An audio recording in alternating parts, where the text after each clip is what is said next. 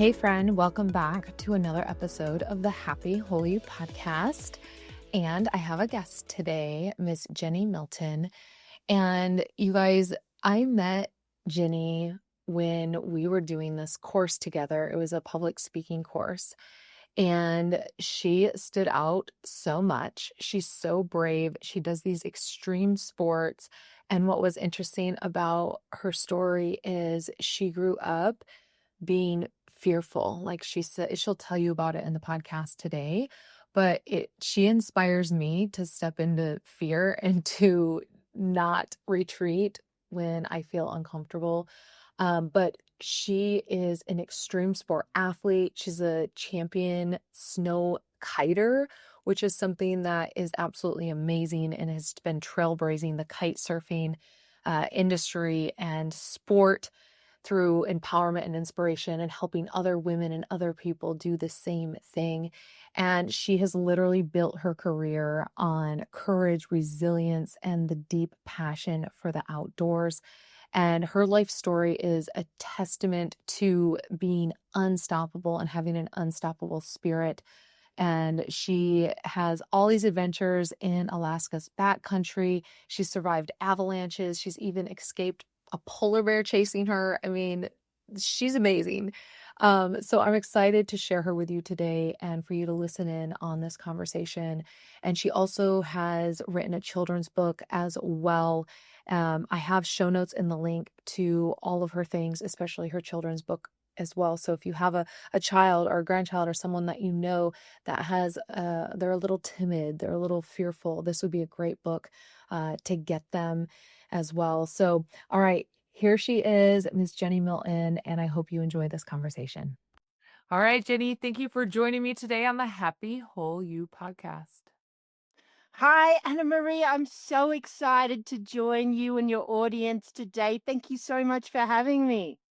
Well, yes, I look at you and I'm like, wow, this woman is everything, one that I'm not. And what you do is like so inspiring. And I have like this fear where I'm like, I could never do that, which is crazy because I believe that we could do anything we put our minds to. But like the things you do, I'm like, I don't know if I really would want to because of the fear and all the things. So, but before we jump into that, can you share with everyone a little bit about who you are and what you do and how you got to where you're at? Sure. Well, my name is Jennie Milton, and you'll probably tell from my accent that I was born and bred in Australia. But they have a nickname for me. They call me AdrenaJen, like Adrenaline Jenny. And I've had that nickname since my teens, and it just kind of stuck. And I think the reason why I got this nickname was because my parents actually were entrepreneurs and they had a sports store from when I grew up. I mean, what a blessed childhood I had having a sports store that I grew up in and had access to all of the latest sporting products. And it actually was part of our family's job was to test out all of the sporting products as Oh, they that's came cool. in and out of fashion. I know, cool, right? So my mum and dad were both super sporty. They loved to ski in the winter and they loved to sail in the summer. So as my brother and I were growing up, we both learnt to ski from when we were about 2 or 3 years old. And in the summer times, we would learn to sail. And the boat started off small on the lake in our hometown of Canberra.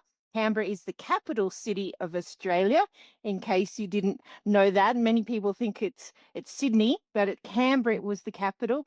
And we would sail on the lake, and as my brother and I got bigger, the boats got bigger and bigger until we ended up having boats up in Sydney Harbour, which was incredible. We would sail in Sydney and out to sea and up and down the east coast of Australia.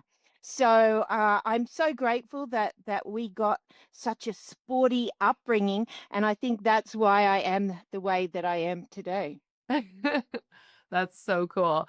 Do you remember anything that you tested that you were like, oh my gosh, this is so wild? Or like, did anything stand out to you? Because you got to experience like all of these things. Because there's so many things that come in and out of fad. Like, what is Yeah. there anything that stands out to you? Yeah, many people see my Instagram photos, especially these days, and they see me skiing big mountains in Alaska or kite surfing in the big waves, and they think, wow, she must be fearless. But I'm going to tell you a secret, Emery. I was actually the school scaredy cat. Oh my God.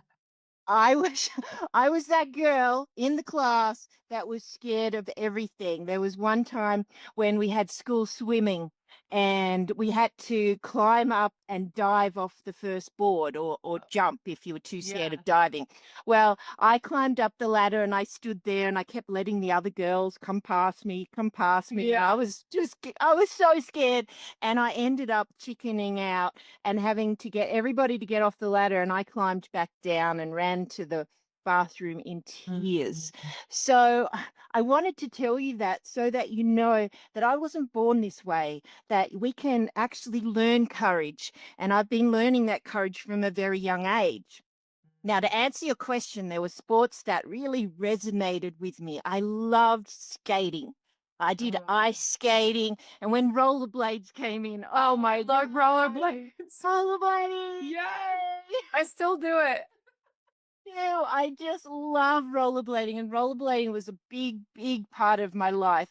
But skateboards, oh my goodness, I remember being with my brother, and everybody was skateboarding in the street, and I thought it would be fun. It was summertime in Australia, and of course, I had shorts and a t-shirt and no shoes on. I thought it would be fun to sit on the skateboard and go down the road, and of course, I went to put my feet down, I crashed and I took the skin off my nose. So I have grown up with a huge fear of skateboarding, but give me rollerblades, put me on a steep hill, no problems at all. Oh my gosh, I loved when the rollerblades when they came out with you know how, like, before you would have to lift the front of your rollerblade to, like, get the stopper to go? They Hmm. I think it was the rollerblade brand. They did this thing where you could flex your calf, like, where you would point your toe while you were in the blades, and it would lower down the stopper, and that invention was like, I love that because you never had to I didn't have to lift up my, blade anymore, but I used to be roller skating rink, and then when the rollerblades came out, I totally went to rollerblading, and a couple years back, I went to put on roller skates, and I was like, "Oh, oh." It took me a minute, like, riding a bike because 'cause you're so used to rollerblading to go back to Yeah. skating. It was different, but, anyways, okay, so you've learned to maybe I don't know if it's conquer fear or you've learned to just push fear aside. Like, how would you describe that? Like, when did you really realize, like, okay, this is getting in the way of me experiencing life? Like, what was that process like to you? Because now you're like skiing down huge mountains, you're doing these extreme sports. And at what point did you start to say, I'm not going to allow this to stop me anymore? Well, I think, Emery, no matter what we are learning, even whether it's sport or something in business or learning to have a new relationship, everything is scary at first because we haven't experienced before. It's something that's unknown. And so I realized because we were constantly learning new sports as they came into fashion, I realized that there was always a period of fear in that learning process and it was something that I had to get over. But skiing, which is one of my favorite sports, skiing gives us such a great template, if you would, in order to build our confidence and overcome our fear in stages. So when you go skiing at a ski resort, for those of you who don't know, they have the beginners runs. Now, in a lot of ski resorts, the beginners runs are called the green runs, right? And they're not very steep, and they're designed to teach you how to control your speed. You learn to do a snow plow. Now, even the beginners runs, if you've never been skiing before, are scary, right? Yeah. But it doesn't take you long. As soon as you can control your speed, all of a sudden you decide you want to go faster. And they kind of get boring. They go from being scary to boring. And we go up to the next stage. You'll get on a chairlift and you'll go up to a blue run. and that's an intermediate run, and you'll get on that blue run and, oh my gosh, it's steeper, and that fear comes back up again because we haven't experienced that. And then we need to learn to turn because it's steeper, and turning, we realize, actually controls our speed, so we can go faster and then we can slow down, so we learn that speed control. And all of a sudden, the blue runs, oh, they're easy. Our confidence builds, and we want to get on the bigger chairlift and go to the top and then ski a black run. Oh my gosh, the black runs, they are super scary. And again, you build your confidence. And so I think we can learn a lot from the way ski resorts teach us to build our confidence and overcome our fear. We need to realize that we've got to take things in stages. We always want to be good at everything and confident in everything the first time we do it. And it's just not that way. And I think that, many sports teach us that, but skiing definitely gives us a very obvious example. Yes, yeah, and I think that it's it's doing it the first time is always the hardest. The first time because it's the unknown, we haven't done it. And that I think is where I always feel like that fluttering in my chest and the nausea in my stomach of like, okay, how's this gonna it's the anticipation of it, And then it's like when you're doing it, you're so focused that the fear actually isn't even present, I feel like. Because I can relate because I can ski, but I didn't start skiing until I got older. And then I think you were talking about the plow. I think I called it the pizza, where you make the pizza. Pizza, French fries. Pizza, Yeah. French Oh, fries, yeah. Okay. And then once I learned how you said to turn, I was like, oh, I can control my speed versus like going straight down.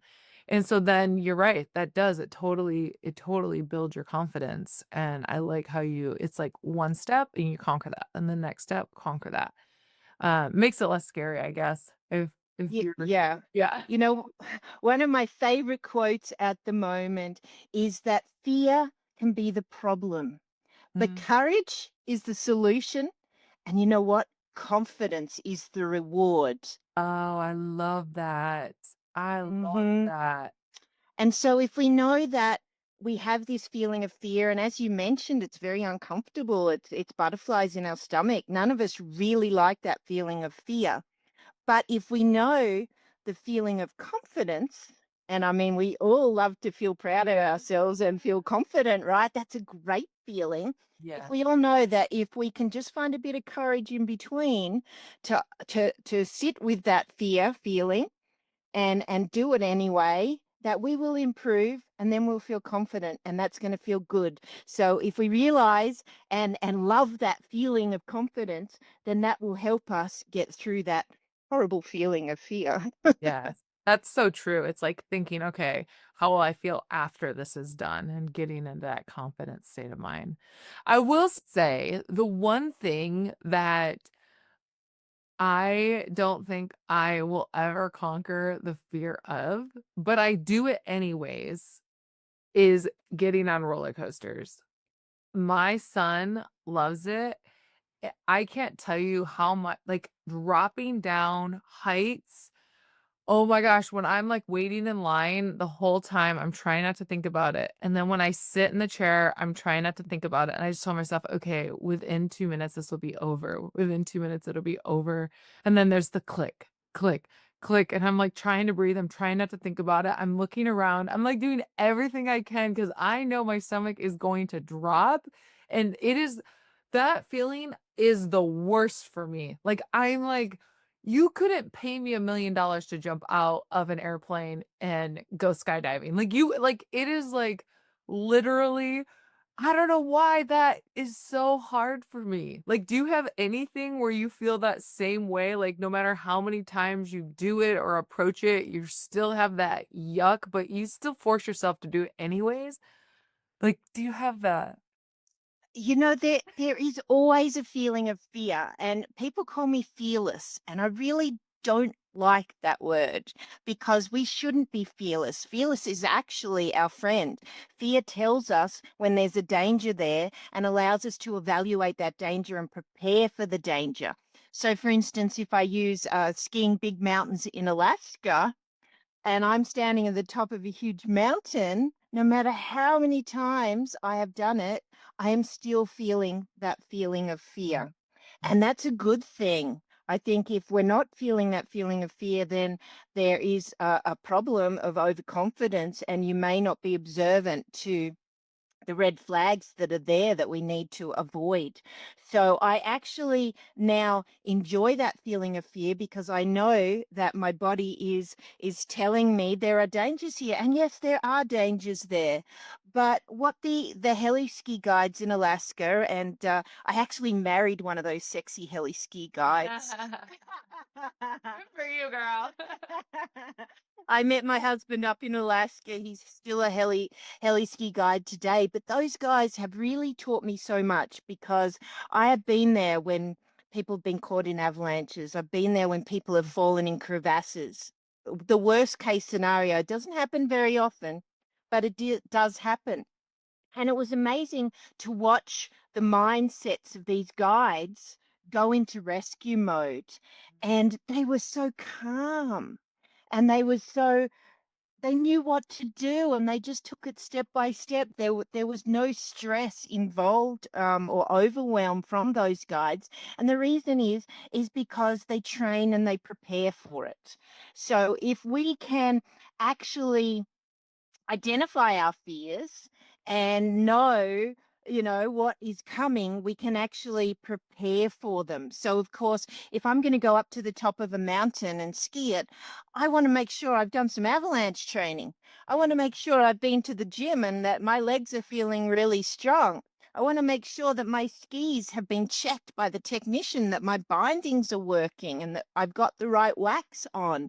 There are all these things to make a smart decision of whether we should drop in to that mountain or not. So you're balancing out your fear, your skills, your experience, and being prepared for that situation. And so when that time comes, you have the confidence that you've done everything possible, you've checked the avalanche report, everything's ready to go. And so you are making a calculated decision Yeah. in order to drop into that mountain and to do something scary. Yeah, no, it's good. I like it how you said it's calculated. You've done all the upfront work, and so the probability of something going wrong is very, very low. Hmm. So, okay, so you work with people on courage and confidence and, their skills. What's that like? If someone's coming to work with you, one, what are they coming to you for? And two, what would they experience? If I came to you and said, "Okay, I need help on courage and confidence and I want to be able to do this skill and I have zero experience." Like, how do you support me in that? Well, this all started off really when I was young. When I was 14 years old, my first job was actually as a ski instructor. Oh, Now, wow. now you're supposed to be 18 to be a ski instructor, but my my parents lied about my age to get me into the ski instructor clinic because they thought it would be good for me. It would teach me some great ski skills for sure, but it would also start teaching me how to coach, how to be an instructor, how to help people. Yeah. And so way back then when I was learning to be a ski instructor, a component was the skills of skiing, but there was also a component of helping people overcome their fears because that is what your student is feeling. They're scared. They haven't done it before, Yeah. and this really turned up. Again, in a big way, when I decided that I wanted to run women's snowkite camps.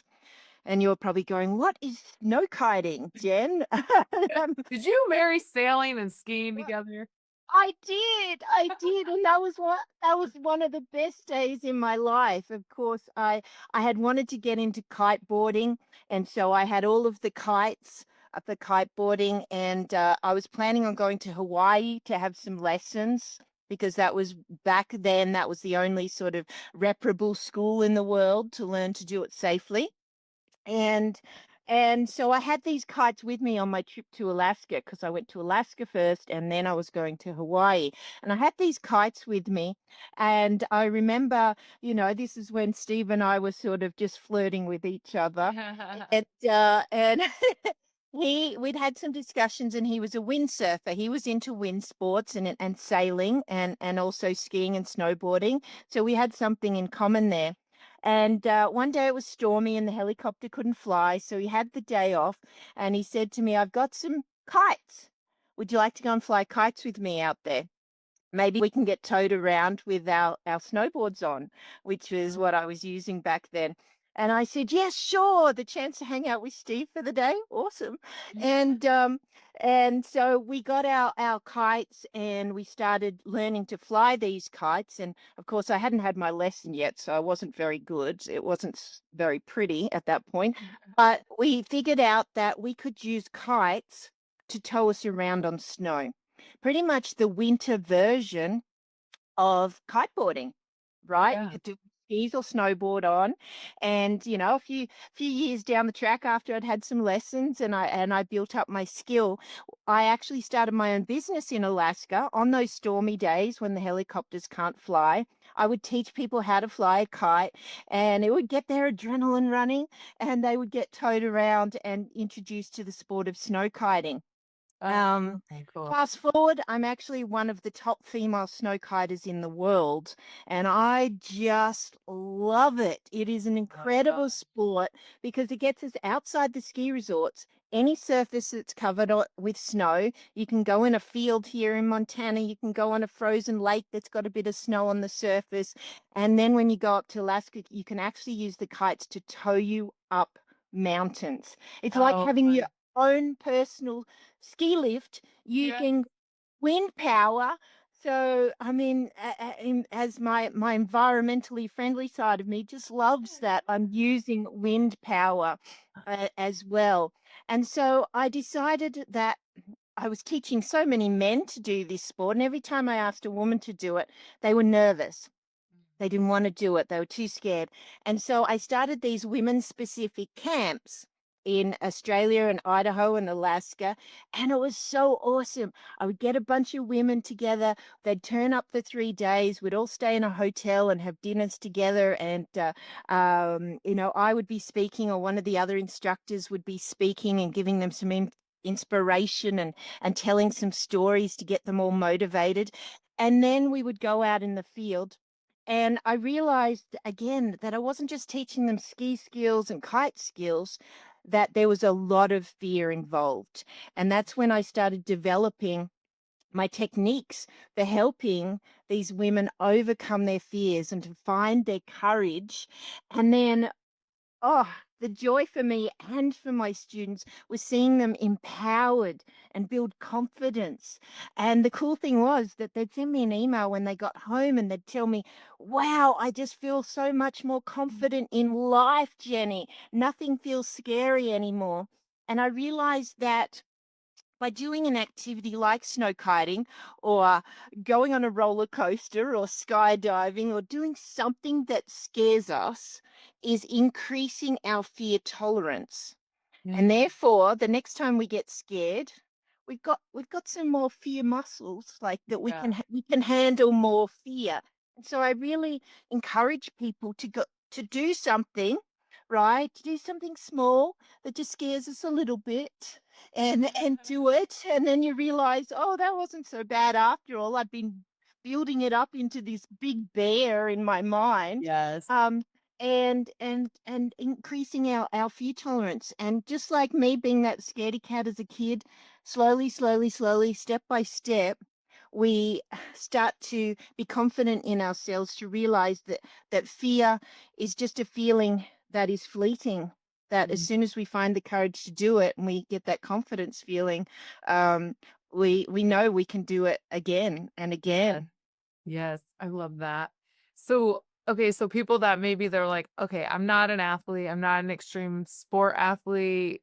I like, how do I show up in my day to day with less fear? Like, what tips would you give people that are just, they're going to their job or they have kids or they're just living life. Like, how do they increase that fear tolerance on the day to day?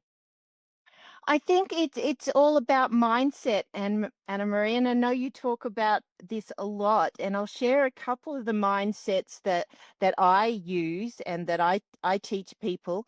Of course, there's the mountain mindset. And the mountain mindset is doing things step by step. So taking steps towards that thing that we might be nervous about, or taking steps step by step, we'll find that we're getting closer to the edge of that mountain. And people think the hard work is taking the steps up to the summit, but as a big mountain skier, I realized the scariest part is going down the other side, right?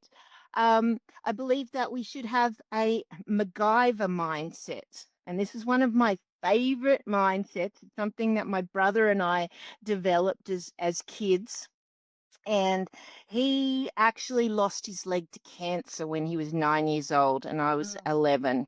It was a very traumatic time for our family and a very scary time. We weren't sure if my brother would survive. And having to have his leg amputated was the best way, the doctors believed, in order to save his life. And they did.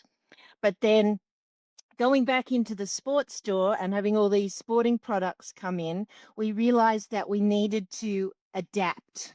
Mm. We needed to adapt the equipment so that he could do it. And we also needed to adapt our mindset that anything is possible. And I believe that if we can look at somebody who is so inspiring because they have maybe lost a limb or have a disability, and realize, wow, they have been able to overcome so much. And I'm so grateful for the lessons that my brother has taught me, because he started skiing on one leg. My dad got him into ski classes, and believe it or not, in his 30s, he became the best one-legged skier in the world. Oh, He was wow. he was competing in the Paralympics, and he got the first ever winter gold medal for Australia. He holds multiple world records, Guinness World Records, and is actually in the Australian Legends Hall of Fame. I mean, my Wow. brother, I'm, s- I mean, I have so much admiration for my brother, and I'm so grateful that a traumatic experience like that has really taught me so much of that really anything is possible. And Yeah. we need to believe that there's always a solution, that MacGyver solution. How can we figure out how can we figure out the solution to overcome our problems? Because now some people see a problem and it accompanies fear. The problem and fear tend to come together, and our primal fear response kicks in. And that's when we want to fight, we want Yep. to flight, or we want to freeze, right? Yeah. And this is something I have experienced in real life. I was actually charged by a polar bear, and no matter how many posters I'd seen saying "Don't run, stand there and wave your hands," what do you Yeah. think I did? I turned and I ran. I ran so fast, right? And I'm still here to live this day. So it had a happy ending, that story. Oh my But gosh. but the point of my story is that we have a primal fear response. And so when we are feeling scared about something, no matter what it is in your life, we need to realize and be aware that we are going to want to run away. We're going to want to not do it. We're going to want to fight the situation, and realize that that is something we don't want to sit in. If we sit in that flight or fight response for too long, it turns into stress, it turns into overwhelm, anxiety, and the health effects can be disastrous, and we lose our Yeah. confidence. Yeah. So if we can realize that that is a natural feeling, just like the butterflies in our stomach, we're going to get that feeling of wanting to run away, like I did on that diving board. But if we can go, okay, I feel that. Thank you, body, for telling me this is scary for me, but I'm going to take a step towards my goal. And I like to tell people my fear, right? Fear, 4 letters. F stands for forecasting. If we can forecast in our day, when is that scary thing? When is that meeting with our boss that we're going to ask for a raise? Or when is that presentation that we're nervous about Yeah, going to happen? I got one in a couple hours with 200 people. So Okay, there you go. Now put it on your calendar.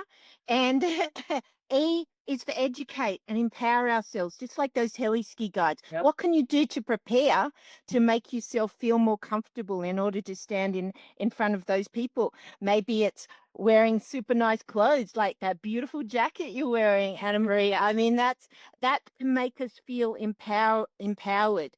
I like to think of my ski clothes and also my wetsuit when I'm kite surfing in the waves as my superhero costume. I love mean, it. Right, I'm putting on my superhero costume because a superhero can do anything, right? They still feel fear, but they have the powers to do it. So, E is for empower and educate ourselves, right? The A is for adapting.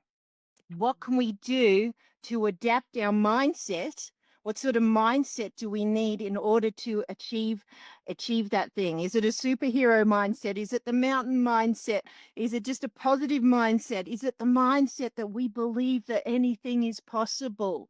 And so adapting, going from that fearful mindset into a confident belief that we can do it. And then the R stands for repeat. We can do this once, and the first time we do it, just like skiing, it may not be so pretty. Okay.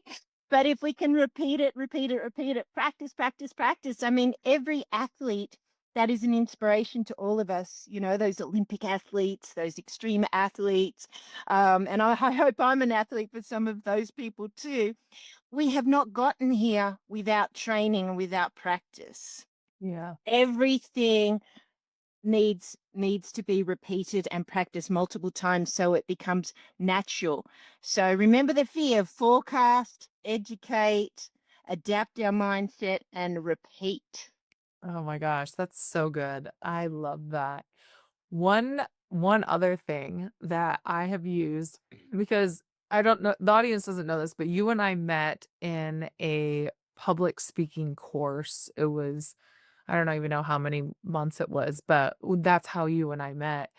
And so when it comes to public speaking, because that is a huge fear of so many people. By the way, it used to be my fear. I remember the first time that Yeah. I was asked to get up and speak in front of a group of people was at a church. And the pastor was like, "I would love for you to share your story." And I looked at him and I was like, I can't do that. Like in front of this whole church, like like I thought he was out of his mind. And he looked at me and he said, "It's not about you. It's about the message being sent through you." And then I was like, "Oh." And then I'm like, "Oh, your ego needs to go to the side." Like it was the first time that it was so blatantly like this is not about you. And it was really powerful. And in that moment, I learned a lot. And then I did the thing. I got up and talked. And then one thing that I realized after doing that one time, anytime someone would get up and speak in front of me, whether it was I heard a speaker or a teacher or whatnot, I actually was able to show up with, like, empathy and excitement and, like, cheering them on, like, "Wow, they, like, killed it," because I never knew that there was a fear attached to people getting up and talking until I felt it myself. And so now when I get up and talk in front of people, I use this mindset like everybody here wants me to do good.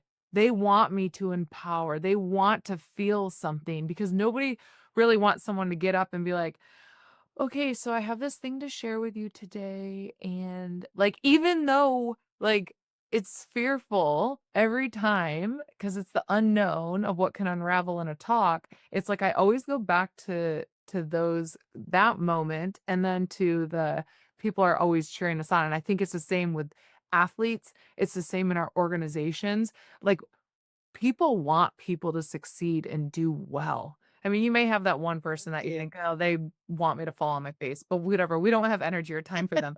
But, I mean, for the most part, and I think if we remember that it's a community, it's a collaboration, Yeah. you can borrow other people's beliefs in us to help us overcome that fear as well.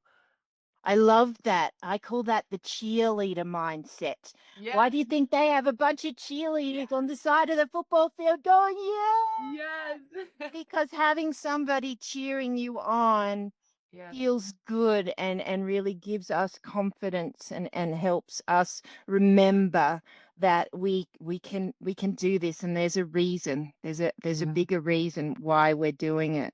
Yeah, and that's also the power of having a coach and having a mentor, because oftentimes I find that, like, once we graduate high school or we get through the military or we get through college or the first couple years at our in our careers, I find that we stop investing in ourselves. We stop investing in coaches and in mentors and working on ourselves. And so then we find ourselves 5, 10 years into a career and we just kind of feel like burnt out and like, ugh. It's because we're no longer like upping the ante. Because let's be honest, it's not natural to step into fear every day, right? The natural Yeah. thing is like do the same thing, be safe, all of that. But when you have that coach and that mentor, they're pushing you. That's right. There's no athlete in the Olympics that doesn't have a coach. Right. In fact, multiple coaches, right? And so I think that's another lesson that we can learn from sports is that if we want to get really good at something, and normally that's what we're wanting to get good at that Yeah. thing that we're wanting to get good at. And in order to get there, you really need a coach, Mhm. and maybe not one coach. Coaches actually specialize in different Yeah. areas, and I love that I have multiple coaches adding in to what makes me me, because the more knowledge that we can add from others, that is just building us up and building our knowledge up. We have our own knowledge, and that's wonderful, but if we can add other people's knowledge in, then that's going to only make us better and also more unique.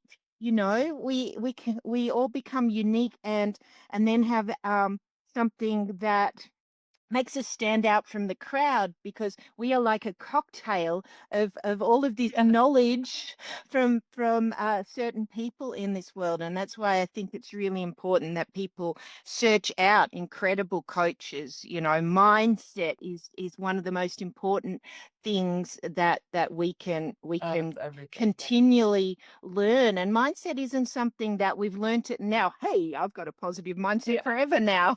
you know it's something that needs the constant attention. Yes, yes, absolutely. And I always say, the body follows the mind.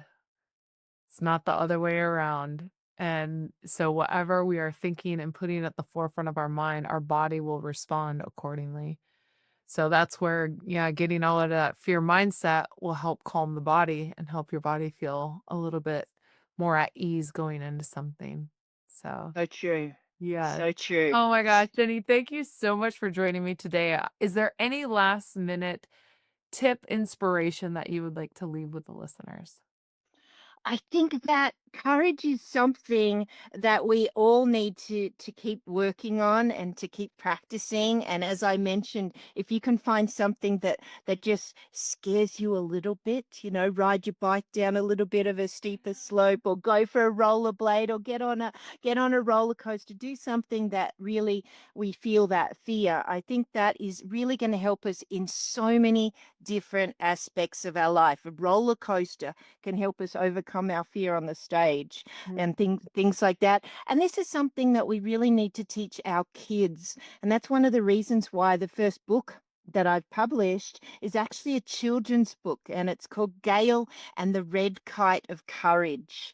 And it shares the lesson of me as a little girl actually learning to fly a kite.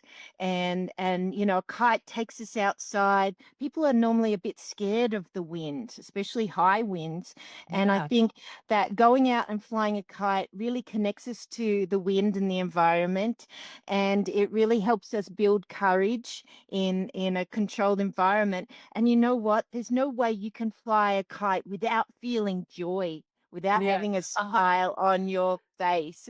And so let's teach our kids Yeah. to have courage. Some of them have too much courage, right? But a lot of, little girls maybe like me didn't grow up with that courage. I love that. Yes, that's beautiful. Well, thank you so much. Can you share with everyone where they can find you? I'll also add all your information in the show notes, but if you could share with them.